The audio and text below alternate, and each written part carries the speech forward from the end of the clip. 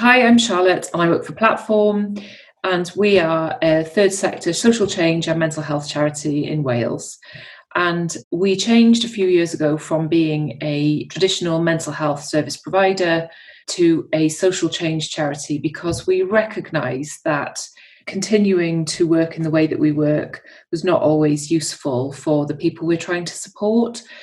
And in fact, some of our behaviours as an organisation and as part of a big system was actually more harming than helpful.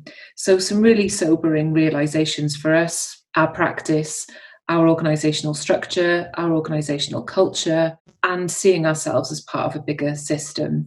And so, we really wanted to share that kind of view and challenge to each other, ourselves, and the system with Wales. And so that's why we changed our mission.